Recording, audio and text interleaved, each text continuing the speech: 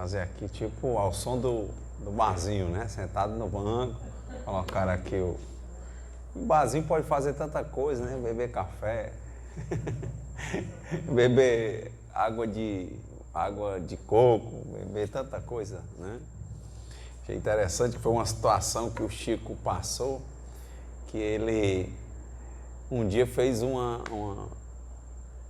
atendimento dentro de um lupanar, né, dentro de um prostíbulo. Todo mundo questionou o Chico, porque ele fez, quando chegou lá, que ele tinha entrado dentro do ambiente, foram atrás, que o pessoal andava andando procurando falar dele acima e abaixo, e aí quando chegaram lá ele estava fazendo uma reunião mediúnica. Todo mundo se impressionou, como é que pode, né? Parou lá tudo e estava tendo uma reunião mediúnica lá. Então, as questões da observação, do julgamento, das interpretações, né? Dos estigmas, isso é muito forte. Até porque, quando nós estamos bem honestos conosco, nós percebemos que realmente somos espíritos imperfeitos que estão passando por provas e expiações. Em algumas provas nós conseguimos nos sair melhor, a depender do dia, em outras provas nós não nos saímos tão bem. Em alguns momentos nós criamos as provas porque nós entramos no barulho dos outros, não é? Porque achamos o jardim do outro mais verde do que o nosso. E aí começamos a entrar em conflito, criamos controvérsias, quer dizer, aí é que é difícil. E impressionantemente, como acontece com os doentes emocionais, o ego é muito alto. Nosso ego ele tende a ser muito alto. Então, quando a gente está bem, a gente acha que já evoluiu. Quando, na verdade, a gente está assim de ponto, de pé, olhando por cima do muro e vendo que tem um outro andar, mas a gente ainda não chegou lá. Esse é um dos problemas, por isso que às vezes nós nos comportamos como se tivéssemos evoluído sem termos evolução, no nível adequado. Os hindus, eles usam uma concepção septuagenária, eles usam um quadrado com 3 níveis, é o baixo ego, é o da matéria. Aí depois do quadrado com os lados iguais, ele faz um triângulo equilátero, quer dizer, apontando para cima, que é acima do quadrado, aí tem um caminho. Então ali é o alto ego, ali é o arquétipo. E esse caminho, para quem consegue chegar a ele, dizem que alguns iluminados, o próprio Buda, né, quer dizer iluminado, Cristo também quer dizer iluminado, o nome dele era Jesus, mas chamava Cristo, né? Então quem chegou a esse patamar, ele chega ao patamar dentro da escala evolutiva que vai para o mais precioso, que é a parte espiritual. Mas muitas vezes nós estamos no 3º nível, no 2º nível, ou numa ponta do baixo eu lá embaixo, só que a gente está um pouquinho mais alto, já acha que está lá no triângulo. É aí que a gente tende a se perder, não é? E aí eu achei interessante quando nos colocaram Nova Era, e aqui nós viemos para bater um papo, né? E na Nova Era do Evangelho diz exatamente o seguinte, ó: o Deus é único. E Moisés, o Espírito que Deus enviou em missão para o fazer conhecer, não somente aos hebreus, mas ainda aos povos pagãos. O povo hebreu foi o instrumento de que Deus se serviu para fazer sua revelação por Moisés. Aí ele segue lá na frente do Evangelho e diz assim: são chegados os tempos em que as ideias morais devem se desenvolver para cumprir os progressos que estão nos desígnios de Deus. Elas devem seguir o mesmo caminho que as ideias de liberdade percorreram e que elas eram precursoras. Mas não é preciso crer que esse desenvolvimento se fará sem lutas. Não. Elas têm necessidade, para atingir a maturidade, de abalos e de discussões, a fim de que atraiam a atenção das massas. Uma vez fixada a atenção, a beleza e a santidade da moral, impressionarão os espíritos e eles se interessarão por uma ciência que lhes dá a chave da vida futura e lhes abre as portas da felicidade eterna. Foi Moisés quem abriu um caminho. Jesus continuou a obra e o Espiritismo a arrematará. Esse ponto, ele é importante, principalmente que nós temos refletido quando se fala de luta. Acho que quando a gente fala luta, a gente está falando dor, porque diz o Livro dos Espíritos, que o André Luiz também repete, que a dor é necessária, mas o sofrimento é opcional. E a diferença de dor e sofrimento é porque a dor é algo que vem para nos despertar. Por exemplo, quando nós estamos adormecidos, embrutecidos nesse baixo eu. E o sofrimento não necessariamente precisa acontecer, porque a dor, se nos desperta, nos leva ao caminho evolutivo. E quando a gente sofre é porque a gente não quer despertar, né? Chegou o horário de levantar e a gente não quer, a gente quer ficar na cama, a gente, como os desenhos, a gente quer quebrar o despertador que a gente colocou ali para nos ajudar, a gente quer identificar em algo que nos favorece, achar que aquilo é algo que nos prejudica porque contraria a nossa vontade. Aí tem tudo a ver com o que a gente começou a falar aqui sobre a emoção, de nós acharmos que estamos evoluídos ou que estamos já em um patamar a mais, às vezes se achar espírita para não unir, mas para se separar dos outros, para se sentir melhor, às vezes porque faz o evangelho se sente melhor, às vezes porque está na casa espírita se sente melhor, às vezes porque lê se sente melhor. E é interessante porque na abertura do próprio Livro dos Espíritos e no Evangelho, eles começam com uma discussão sobre Platão e Sócrates. E uma das coisas que os antigos filósofos sempre falavam era que essa questão do caminho da vida, né? Tanto que fala filosofia é filos, amigo da sabedoria. E dentro dessa amizade à sabedoria, esses pensadores, eles diziam o que é bom e o que é ruim. E o que é bom? Ele diz, é tudo o que une. E o que é ruim? Tudo o que separa. Já que eles vêm de uma concepção bem antiga, né? Muito pensada, inclusive influenciou o cristianismo, como Plotino, que ele falava que tinha uma origem de todas as coisas do universo, que tem um uno, e que esse uno se distribuiu criando a gente, e nós temos contrários. Não se sabe por que o uno se dividiu, mas sabe que o nosso caminho é voltar para essa unidade. Por isso que ele diz, o que é bom, une. O que não é bom, separa. Então, dentro dessa perspectiva, quando ele falou a palavra lutar, eu, particularmente, tenho pensado o Evangelho e acho que se nós nos envolvermos mais, já que o Evangelho é para não ser decorado, não para ser repetido, porque senão é como se fosse uma oração de quem reza repetindo sem estar pensando no que está dizendo, mas a gente tem que se envolver e colocar um pouco o pé na lama para entender e, inclusive, para se dar a oportunidade de errar e não apenas decorar e repetir palavras prontas, porque se a gente não se envolve com o que a gente está lendo, não questiona, não pensa, o Espiritismo, por exemplo, perde o aspecto filosófico, ele perde o aspecto científico. E aí fica muito difícil, porque se nós também não nos envolvermos a nível teórico, de nós pensarmos o que é que está acontecendo, como é que nós vamos nos envolver a nível prático? Como é que de fato nós vamos nos apropriar dessas ideias, desses arquétipos do que é bom, dessas imagens que os espíritos trazem do plano espiritual para dizer, sinalizar isso? Que fala de arquétipo, porque Platão falava também de arquétipo, né? E aí nessa mesma linha, o que é arquétipo? É uma imagem. A gente não sabe ainda o que é bom puro, mas a gente tem a imagem do que é bom. E o que é bom vem do uno, vem de cima. E dentro do que é bom, como quando Cristo foi entregue a Pilatos, e está no Evangelho de João, Jesus começa a ser inquirido por Pilatos e Pilatos olha para ele e ele não responde nada. E aí Pilatos diz, você sabe quem eu sou? E o poder que eu tenho sobre você? E ele responde, tudo que está embaixo só está embaixo porque meu Pai que está em cima permitiu. Ele está dizendo exatamente que tem um modelo lá em cima do que é bom e que nós temos que tentar seguir esse modelo. É por isso que antes de ser entregue, ele diz, Pai, se podes, afasta de mim esse cálice, mas seja feita a vossa vontade antes da minha. E quando ele desceu, que ele viu que os soldados estavam lá e já vieram para buscá-lo, ele entendeu qual era a vontade do Pai. A partir dali, o Cristo não sofre, o Cristo canta.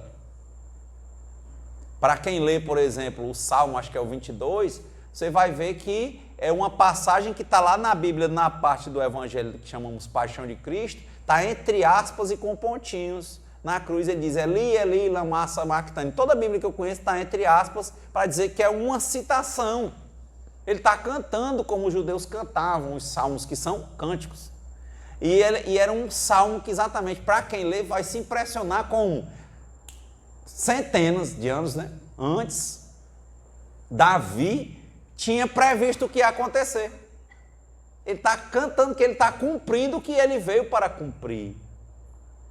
Então, uma era nova é feita por espíritos que procuram conhecer o papel deles na vida. Olha a lógica de Sócrates, conhece a ti mesmo. Tem que ter honestidade absoluta, saber o lugar que está e saber onde é que precisa ir, o que é que precisa ajeitar. Saber agradecer ou entender ou ter serenidade para aceitar as coisas que não pode modificar, mas ter principalmente coragem para modificar as coisas que pode modificar. Então, ele viu o que era de aceitação, ele tinha que passar pelo que ele passou. E ele usou da coragem para trabalhar o espírito dele para que ele sentisse a dor, mas que ele não sofresse.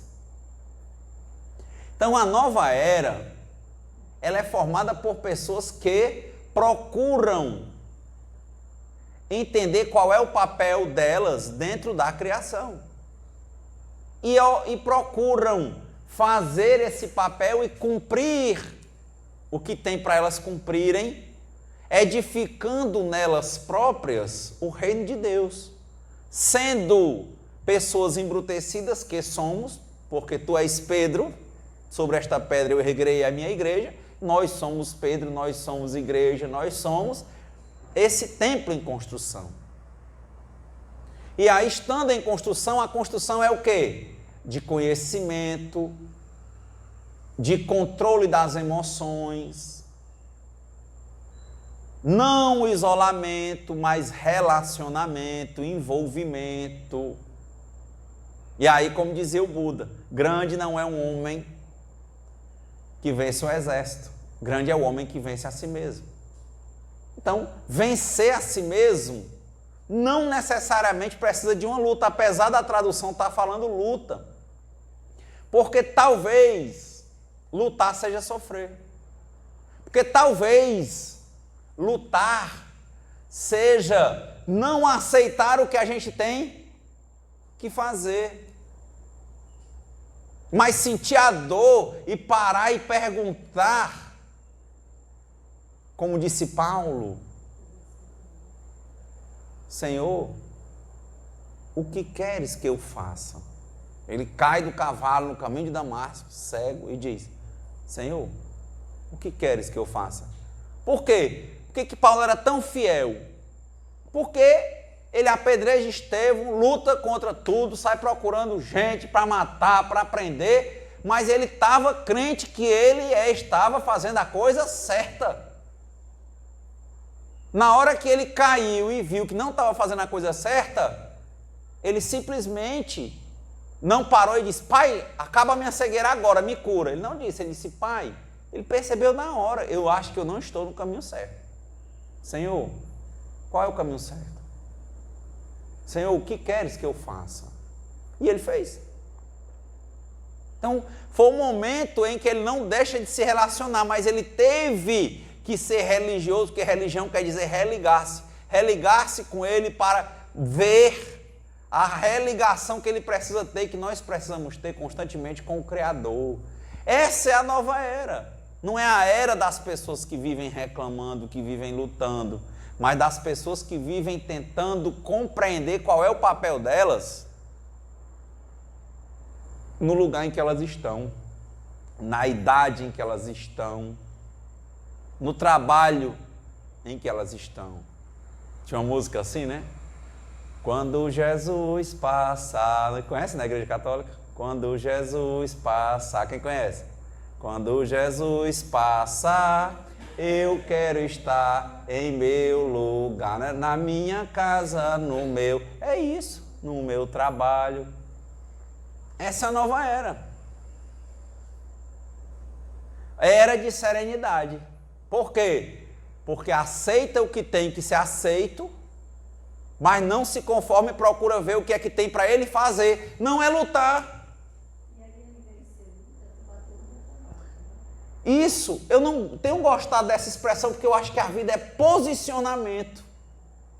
Mas a gente luta porque ainda está em estágio evolutivo muito atrasado. Porque nós não aceitamos outras religiões. Quantas pessoas às vezes ficam pensando, às vezes eu vou conversar, porque eu dialogo espiritismo com filosofias de vários lugares. Porque eu dialogo espiritismo, eu falo de Jesus, de Krishna, de Buda e qualquer um outro, porque Paulo mesmo disse, vê tudo, mas retende o que é bom. Mas por quê? Porque há uma lógica, às vezes, de um espírito de sistema que o Kardec, que os espíritos sempre diziam que tentasse combater, porque às vezes quer um espiritismo puro. Nem o livro dos espíritos fala que o espiritismo vai ser a religião final que vai unir todas as pessoas. Eles falam que haverá uma religião, mas não diz que é o espiritismo. No texto aqui, ele diz que é o papel do espiritismo. Mas, de novo, se essa religião nova não cumprir o papel dela, se ela for lutar com as outras, você acaba com qualquer outra.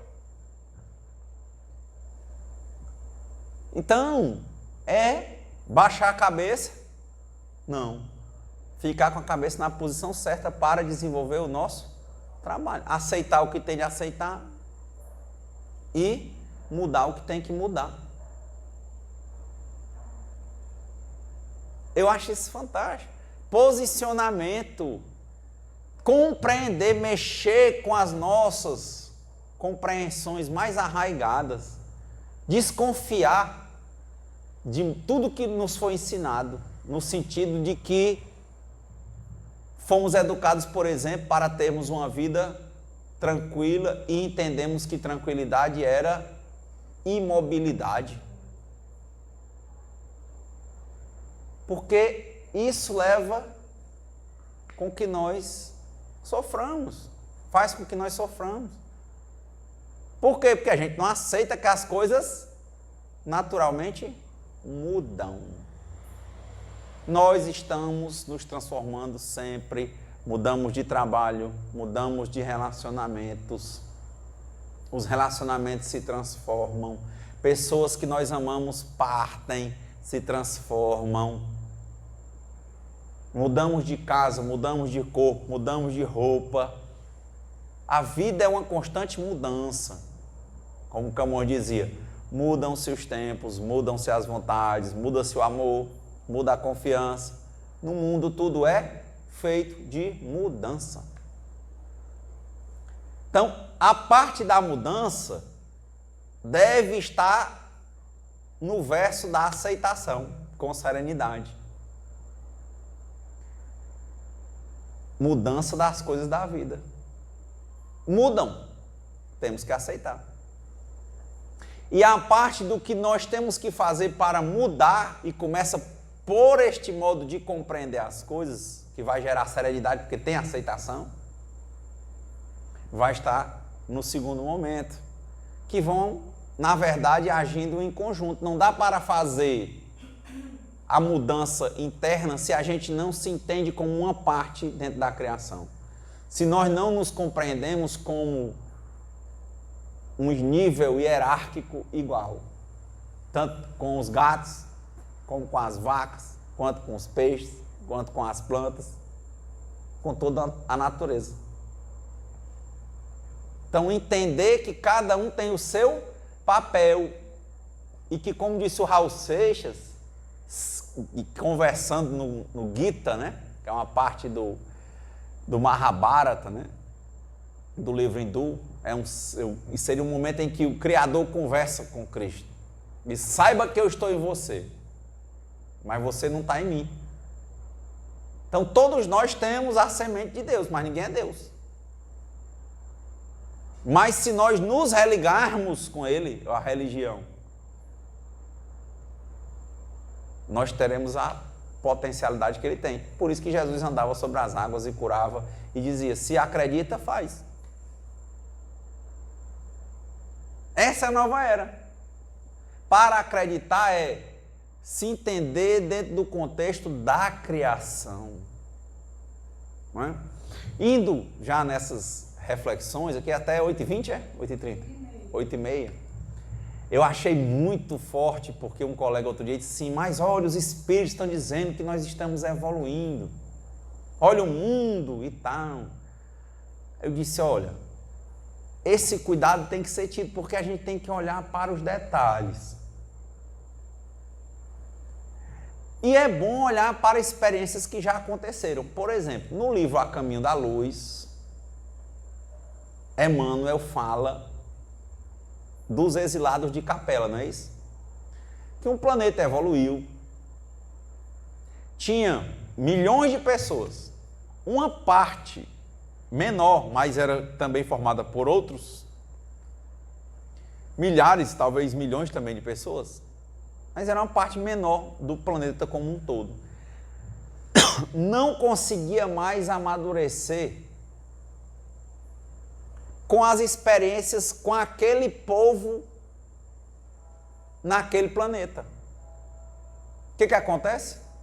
O planeta evoluiu, a maioria foi e uma minoria, que não era formada por um quantitativo pequeno de pessoas, mas minoria lá. Houve uma reunião entre os espíritos que governavam as galáxias, né? Os outros planetas. Diz que nessa reunião Jesus Cristo participou, não é assim que conta lá? E eles decidiram que essas pessoas viriam para um planeta que na época era mais rústico, porque elas ainda precisavam de provas e expiações mais duras. Então elas vinham para um planeta de provas e expiações. Qual era? A Terra. Então, às vezes a gente começa a falar que a nova era está evoluindo como se todo mundo estivesse evoluindo no mesmo tempo. E esquece, por exemplo, do que foi dito no Exilados de Capela. Por isso que é importante que a gente não fique olhando para o outro, porque isso não serve de nada. E que a gente não fique, principalmente, se comparando com ninguém. Não podemos ser melhores. Somos elementos da criação. Como disse o Chico, dou aos outros o direito de serem melhores do que eles. Não, ele disse, dou aos outros o direito de serem como quiserem. Eu tenho o dever de ser melhor do que eu mesmo a cada dia, sem querer ser melhor do que ninguém. Quer falar? Só um questionamento, que às vezes a gente está aqui na casa espírita, né, no caso eu, e aí a gente escuta o palestrante, faz os cursos e tudo, né, e aí faz uma referência em relação ao que a gente gente se melhorou um pouquinho. Essa melhora um pouquinho. E aí, você no dia a dia tem que estar vigilante, e aí eu acho que a gente tem que estar conectado com essa espiritualidade, Deus, assim, sei lá o quê, para que Ele nos ajude, porque mesmo estudando, mesmo isso, mesmo aquilo, às vezes a gente nem tem consciência que está fazendo errado, que não está fazendo, né? E acho que até que melhorei um pouquinho, mas é constante, é todo dia, é toda hora. Eu fico me perguntando, como é seu nome? Rosa. Tinha um autor indiano que me inquieta muito, chamado Jiddu Krishnamurti. Ele dizia, você não precisa ler livro nenhum, só o livro da vida. E é impressionante como muitas vezes ele diz assim, muitas vezes eu vejo onde eu passo o povo lendo, mas o povo está fugindo. A pessoa está com o tempo vago, aí achou ainda mais que é bonito, que os outros acham bonito. Sei lá, lê, ele é inteligente, né? Então ele foge e ainda alimenta o ego, ainda acha, porque está lendo um livro espírita, que o pessoal acha que é uma religião mais intelectualizada, aí que ele está para cima. Isso acontece. Mas prática mesmo, dele ler o livro da vida, dele estar sendo religioso com ele está se enxergando ele dentro da criação, o Criador, o Um. E colocando em prática, às vezes vai longe. Tem falas, às vezes, que você vê tudo decorado, mas o link com a relação nossa com as coisas não tem. Às vezes a gente começa a falar igual um papagaio, tudo decorado, mas o link conosco, quer dizer, o caráter religioso não tem. O povo tem um medo tão grande. Uma vez eu estava num curso, numa determinada casa espírita, não posso nem falar porque também já gera conflito. E lá, o dirigente, que tinha sido o dirigente da casa, ele dizendo, espiritismo nem religião não é. Porque o medo da palavra religião, quando religiosidade é isso, é religar-se consigo com o Criador. Esse é o papel constante. Nós devemos, por exemplo, procurar, com a meditação e a oração, nos encontrarmos conosco a cada dia, porque o mundo está cheio de distrações. É o WhatsApp, é Facebook, é Instagram, é relacionamento doentio, é bebida, é droga lícita, é droga ilícita, manias. E uma das manias, muitas vezes, se nós não nos policiarmos, é fugir pela leitura. É ir para a leitura porque não tinha outra coisa para fazer, para ter um preenchimento. Não preenche. O que nos dá plenitude está conosco, somos nós, com os nossos relacionamentos. É muita coisa para a gente enxergar, só que a gente não quer ver. E oscila, é outra coisa, como eu disse, as pessoas falam muitas vezes, como eu falei, está no último quadrado lá embaixo do eu baixo. E ele já acha que está beirando o triângulo do alto eu. A gente fala às vezes de nós, falamos de nós mesmos, com uma linearidade, como se nós não oscilássemos. E a gente vai amadurecendo, como diz Platão, a maior prova de amor que você pode dar para alguém é o quê? Amadurecer, crescer. E a maior prova que nós temos de dar, o primeiro mandamento, amar a Deus sobre todas as coisas. Cresçamos, cumpramos o nosso papel. Se temos medo, olhemos e vamos olhar para o medo e dizer, amigo medo, você está comigo. Enfraquece. E quando a gente esconde, fortalece. E a gente esconder num livro, porque é espírita, um momento que a gente está com um vazio e achar que ali a gente está em relação quando a gente está em fuga, como é que nós vamos identificar qual é o nosso papel? É muito forte. Quando eu tenho começado a experimentar essas relações, eu lembro que segunda-feira, e é muito forte isso, vou contar uma situação minha de segunda-feira, mas as pessoas têm a ilusão, por exemplo, assistem o Whindersson Nunes. Ele ganhou, enricou, ficou famoso com humor. E estava com depressão. Ah, mas aí, porque é um cara fútil. Divaldo Franco, na biografia dele, 2013, quando o Nilson morreu, Divaldo entrou em depressão. Está lá no livro, se é mentira é do livro. O Chico Xavier, para quem leu as biografias dele, aquela do Pacelli e outras, que conviveu mais com ele, ele dizia quantas vezes ele sentava na soleira da porta chorando, desesperado. Mas há um trabalho.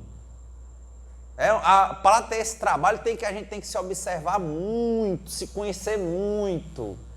E, principalmente, se conhecer sem se isolar. Nos relacionarmos. E aí o que eu ia dizer? Aí na segunda eu estava aqui inquieto, aí eu lembrei, não, eu tenho que procurar alguma coisa está acontecendo. Primeira coisa, sentei e comecei a meditar. E meditar não precisa fechar os olhos, não. Tem gente que medita assim, é uma forma de ficar concentrado. Você pode meditar lavando os pratos. Tem um budista muito bom chamado Thich Nhat Hanh, né? Ou Thich Nhat Hanh. Ele tem meditação lavando os pratos, meditação andando, meditação fazendo tudo. Que ele disse que aprendeu porque ele era o cara que lavava os pratos lá do mosteiro e lavava 600 pratos. Aí ele ficava meditando para não achar que aquilo ruim de ficar lavando prato. Aí ele explica, meditação comendo. Então eu parei, mas o que é a meditação? É parar. Yoga é religião. Yoga é fazer essa religação. Para e pode estar fazendo o que estiver fazendo, mas principalmente olha para dentro, para poder enxergar melhor o que está acontecendo lá fora. Então, nesse momento eu parei e digo, opa, impressionante, mas eu disse, não, agora onde eu estava, eu tinha condições naquele momento de fechar os olhos, eu vou fechar. Vou ficar contando a minha respiração. Por que eles gostam muito de respiração e tal? Porque o corpo está no presente e as nossas tensões são futuro e passado. Eu comecei contando o tempo que isso sem falar, né? Só primeiro para entrar na porta do presente. Aí eu comecei a perceber que o meu corpo ele não estava normal. Você sente o corpo, ele estava agitado. Eu digo, olha como eu não estou normal. Mas por que eu parei? Porque a finalidade da minha vida é o quê? Cumprir o meu papel. E muitas vezes eu me desvio. E quando eu me desvio, tudo sai do eixo. Isso então é importantíssimo. Parar para me enxergar. Onde que há algum tempo eu fazer isso? Nunca. E aí vem a segunda questão, né? Quando Paulo estava num caminho e as coisas começaram a dar errado, o que foi que ele entendeu? A dor está me dizendo alguma coisa. Ele parou e disse, Senhor, como quem disse, eu pensei que estava fazendo o que o Senhor queria. Se eu estivesse fazendo o que o Senhor queria, não tinha acontecido isso comigo. É isso que Paulo está dizendo. Então o que é que o Senhor quer que eu faça? Me diga o que eu faço. Será que o Renato ou você parar vez por outra... Está o mundo, o barulho imenso do mundo e você está pegando o barulho do mundo e você parar e perguntar, Senhor, o que é que o Senhor quer que eu faça? Aí para parar vai ter que ficar no presente, para ouvir.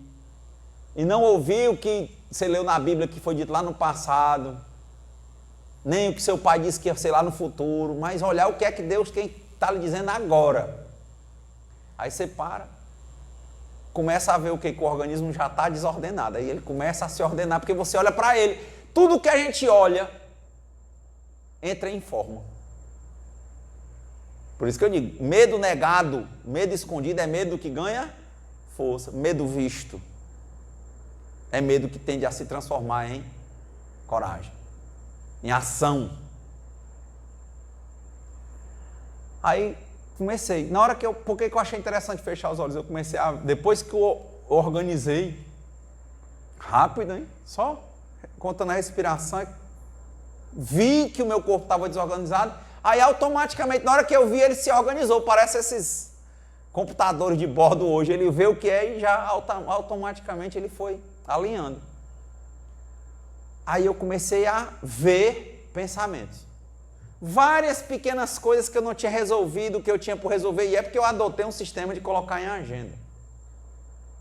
Mas eu vi várias coisinhas por fazer, e aquilo tudinho eu não enxergava, era tão pequeno, mas aquilo estava roubando a minha energia. Sem energia, como é que eu posso cumprir o meu papel e fazer parte dessa era?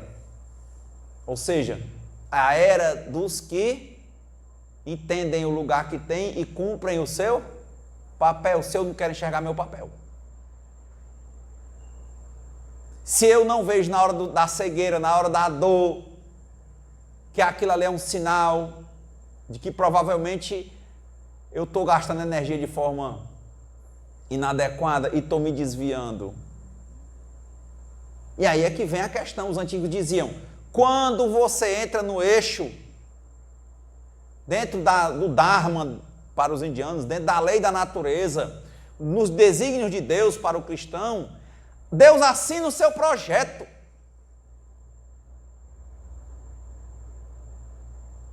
E quem vai com Deus precisa mais do que ele. Mas sempre dá vontade de continuar. Então, quem vai com a vida, quem está cumprindo o seu papel, como uma coisa tão frágil, como uma semente que você pega, morde, desmancha, vira uma árvore gigante.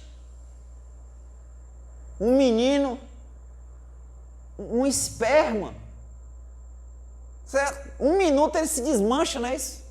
Você pega aqui assim, ó, e virar isso. Ó. Só porque cumpriu o papel dele.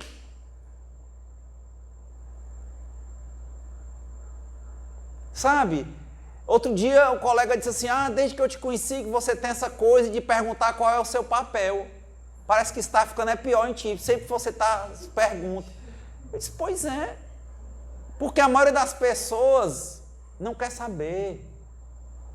Já acha que já tem informação demais. É o famoso espírito de manada. Vai, todo mundo vai, eu vou também. Que é o que o algoritmo e o marketing hoje está utilizando, que chama-se um gatilho mental chamado prova social. Eles fizeram um estudo, aquele livro As Armas da Persuasão, do Robert Cialdini, que se você bota, tem 2 bares na frente do outro, aí um bar tem 10 pessoas, o outro não tem ninguém, o povo vai pro de 10. Porque ele acha que onde tem mais gente, é bom. E aí é que está o engano. O seu caminho pode não ir ninguém, mas ele é o seu caminho. Agora, se você cumprir o seu papel, com certeza o seu caminho, mais dia menos dia, ele vai estar o quê? Repleto de outros cumprindo o papel deles. Por quê? Porque na criação nada se faz só. Mário Quintana, né? Diz isso. Deixei de ir atrás das borboletas, passei a ajeitar o meu jardim e as borboletas passaram a chegar. É só ajeitar o jardim, deixar a porta aberta, que as borboletas vêm. São coisas assim que eu gosto de conversar, que eu gosto de ler, mas que eu devo ter um empenho, não luta, de tentar aplicar e compreender que não sou santo, que não sou Deus, que estou no Espiritismo, não sou a mais do que ninguém, mas eu estou aqui porque eu recebi o meu chamado. Eu estou aqui porque dentro das minhas limitações a criação percebeu que aqui tinha um canto que me agradava, que ia me ajudar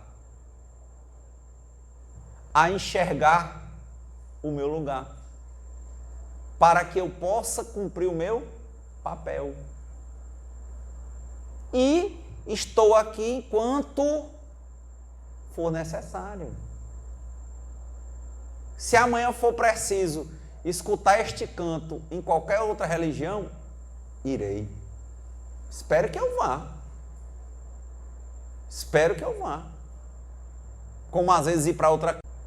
Porque a grande questão não é essa. Se o Criador é o Pai de tudo, qual é o canto que é impuro? Isso a gente perdeu. A nossa incompreensão é altíssima.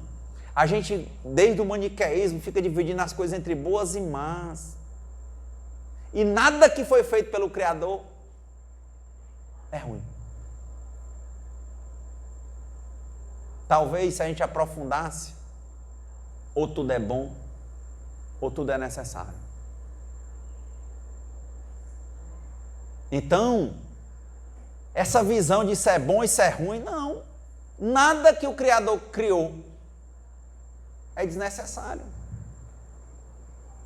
É outra compreensão. A primeira compreensão, a mudança das coisas. Segunda compreensão, Existe o homem e a mulher, ó, o gênero. Existem coisas que a gente flui mais e coisas que são mais desafiantes, mas as desafiantes geram dor e a dor nos desperta para o nosso real papel.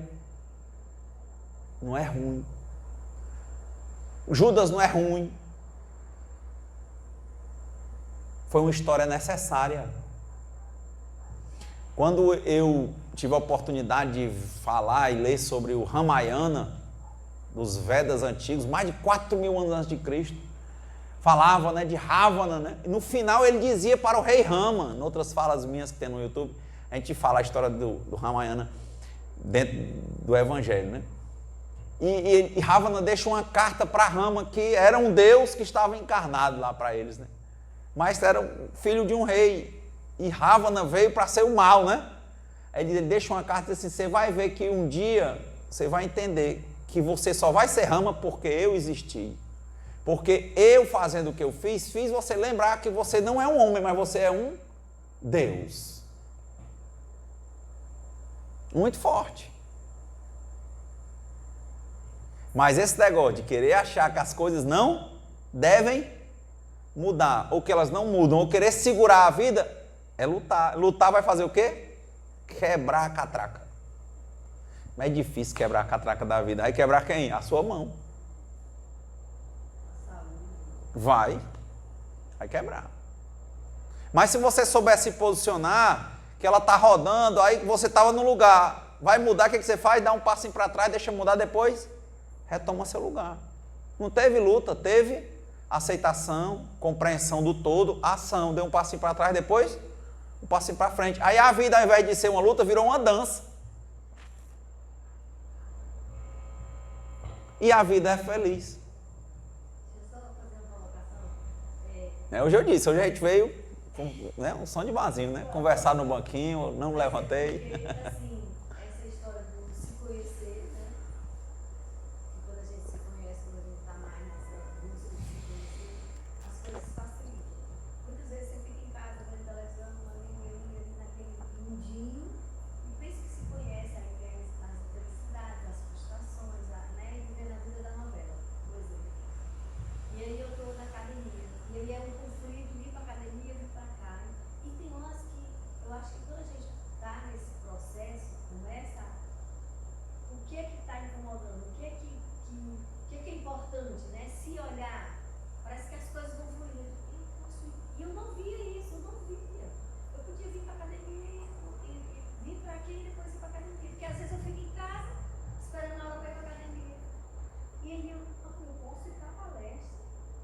E depois da palestra eu vou para a academia. Quer dizer, nada impede, só a minha limitação de ver o que eu não via. Outras pessoas podem ver isso. Parece uma coisa besta, não parece? E parece uma coisa besta para Parece. outras pessoas, mas ali, o limite não.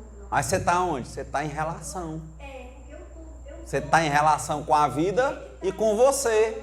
Exatamente. Nesse momento aí, você precisou assistir TV? Lembrou de pegar o celular? E a sua vida estava plena. Ela não criou um conflito. Ela olhou, é isso que é, o que é que eu vou fazer? E vou fazer. Toda hora cheio disso na nossa frente, só que a gente não quer pensar, a gente quer...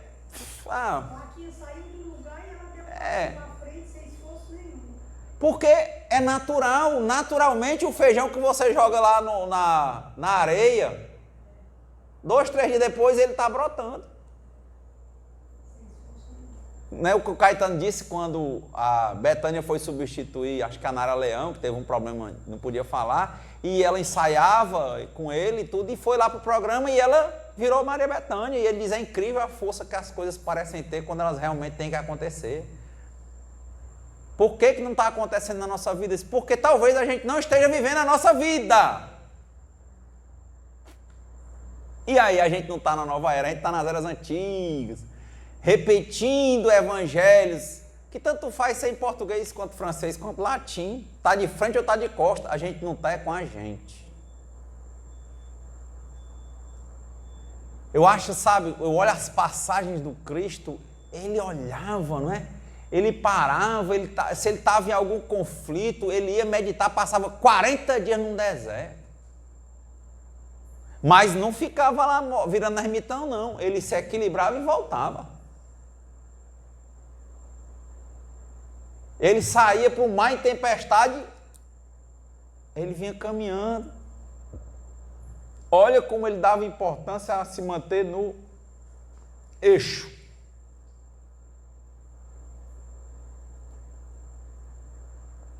Ele, sendo atacado, o pessoal questionando, ele para de responder. Quando Pilatos questiona da posição, ele percebeu talvez o quê? Que ele não estava agindo com a humildade devida, ele estava com alguma incompreensão que gerou nele talvez algum tipo de soberba, ou que soou como soberbo, porque ele não respondia ao governador. Aí ele disse, tudo que está embaixo, só está embaixo que meu pai que está em cima respondeu. Ou seja, o senhor é um pedaço do meu pai. E como é que eu não vou responder o meu pai?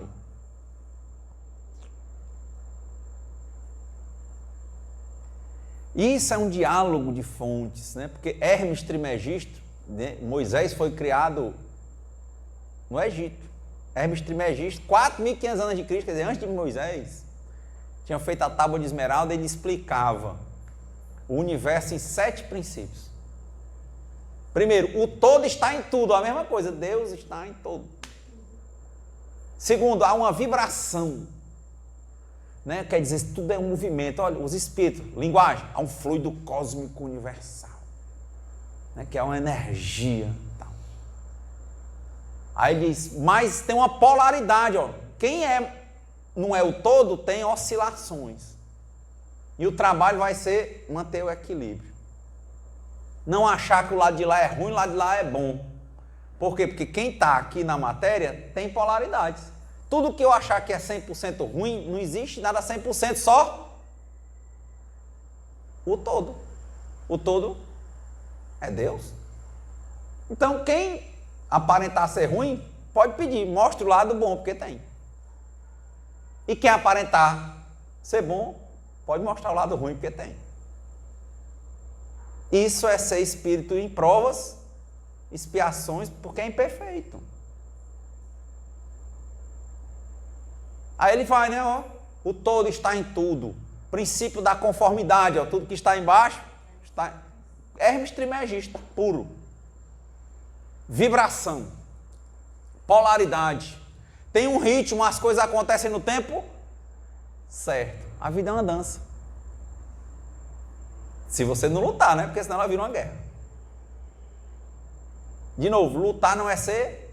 Não lutar não quer dizer ser passivo. É olhar e compreender o seu papel, que tem hora que levanta, hora que senta, hora que fica no lugar, hora que sai. Sempre compreendendo o que é o todo, que está em tudo, que é quem organiza e que a gente tem que obedecer, seguir, aceitar, compreender, não é isso? E fazer o que está ao nosso alcance, que é em cada pequeno ato, em cada pequena escolha, numa percepção de quem faz um cesto faz um cento, é de deixar uma coisa suja e ter preguiça de voltar para lavar e até chegar um dia que naturalmente não deixa nada sujo. Tá com uma coisa na mão com vontade de jogar na rua e fica se auto-argumentando. Não, mas isso aqui é pouca coisa, isso aqui é, como é que chama? É perecível, é só uma casca de banana, né? Não é nada. Aí joga, não é só um papel de bombom. Até que um dia aquilo está tão presente que ele não faz. Por isso que quando a gente lê o Nosso Lar, Clarencio fala, não julgo nem condeno. Não é isso que ele diz? Não julgo nem condeno. Por quê? Porque não tem bom ou ruim. Tem a natureza.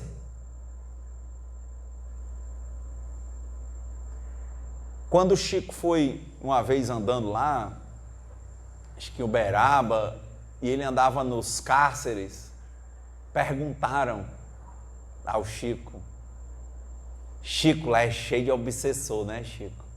Aí, ó, porque a pessoa estigmatizou como pessoas ruins. Olha aí, ó, os 2 conceitos que nos impedem de estar na nova era. Que as coisas a gente não quer que elas mudem. A gente fica lutando por reciprocidade, para manter, para aprender, para escravizar, mas como diz o Krishnamurti, todo aquele que escraviza, ele é escravo, porque ele tem que viver alimentando aquele regime de escravidão. Por isso que eles dizem, quem ama, liberta. Que o amor do Cristo era aquele amor que não exigia sequer a compreensão do outro, porque quem ama, ama. E a outra questão, né, que a gente está colocando, tentarmos olhar as coisas da natureza de forma natural. Não nos fixarmos nessa ideia de mal, mas procurarmos fazer o que é bom. E aí, o estigma, né? Chico, lá é cheio de obsessor, né, Chico? O Chico tinha um modo de responder as coisas assim muito... Parece uma criança, né, o jeito dele responder. Ele disse, nunca vi, meu filho, você vê? Isso ele falando bem sinceramente, o modo dele de falar, como ele responde lá no Pinga Fogo, em 71.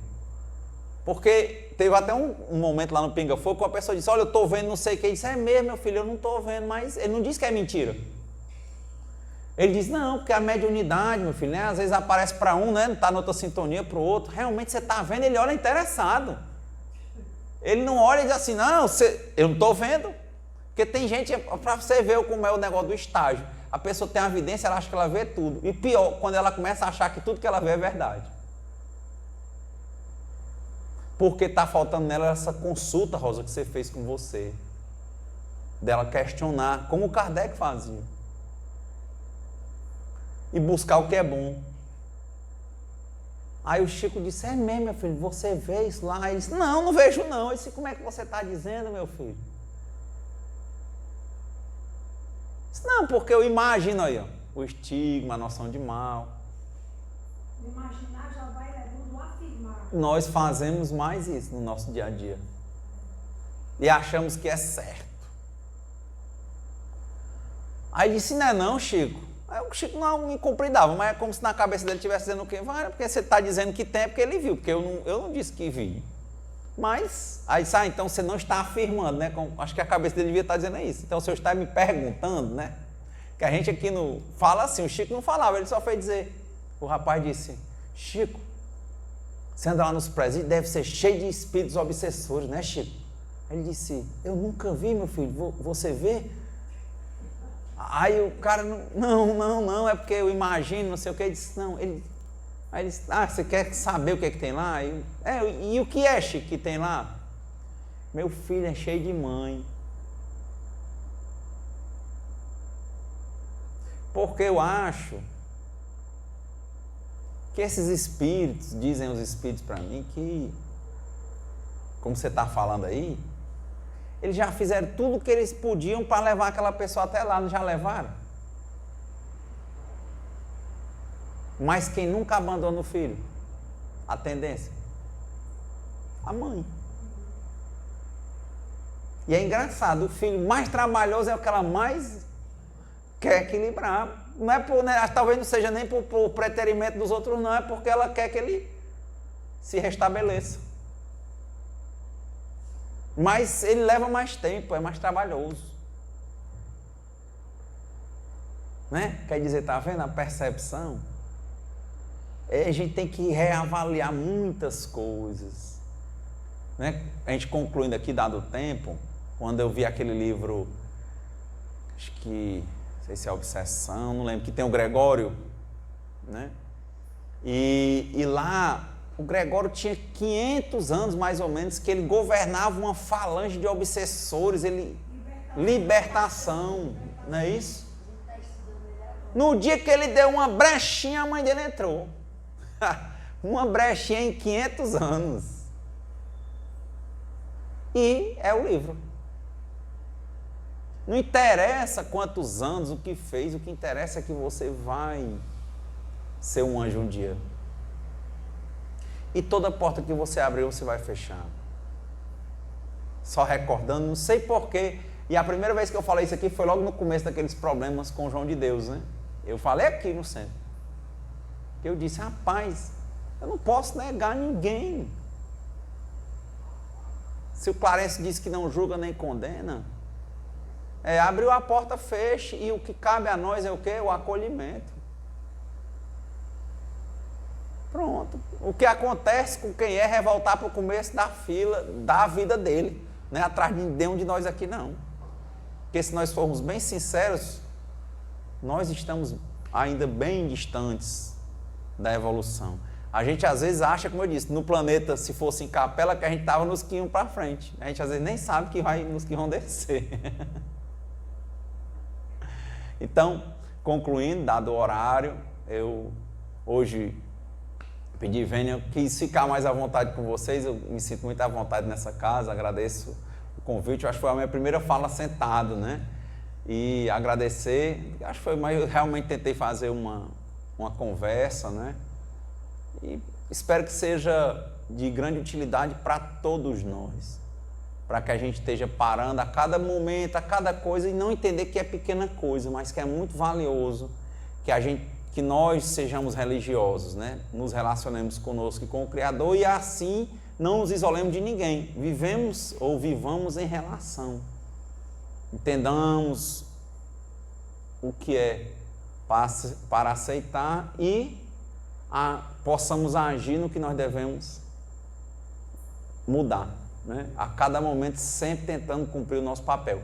Acho que a última historinha que veio na cabeça foi quando o Chico perguntou como era o funcionamento do universo para o Emmanuel. E o Emmanuel começou a discutir, aí o Emmanuel, acho que foi para o Augusto dos Anjos. Aí o Emmanuel, ele começou a discutir, né, o Augusto falando difícil, ele disse, não, vamos tomar um cafezinho mesmo.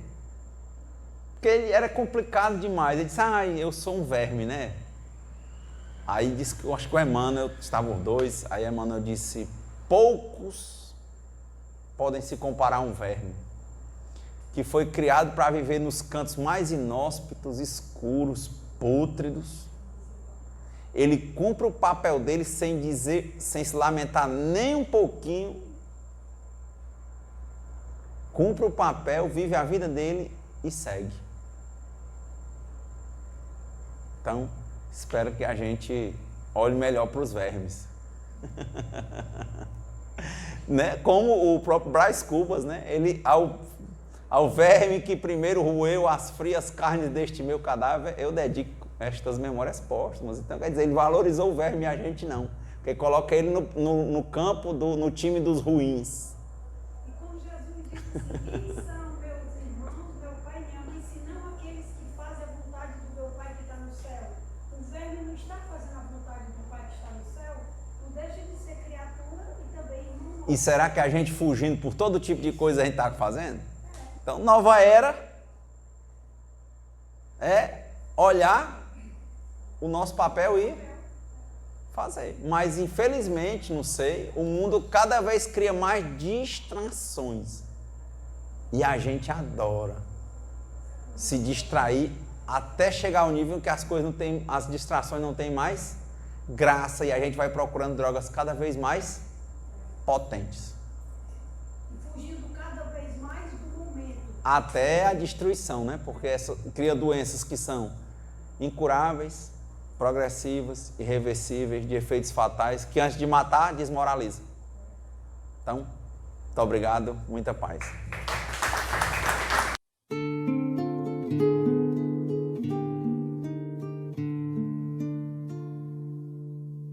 Senhor, fazei-me instrumento de vossa paz. Onde houver ódio, que eu leve o amor. Onde houver ofensa, que eu leve o perdão. Onde houver discórdia, que eu leve a união.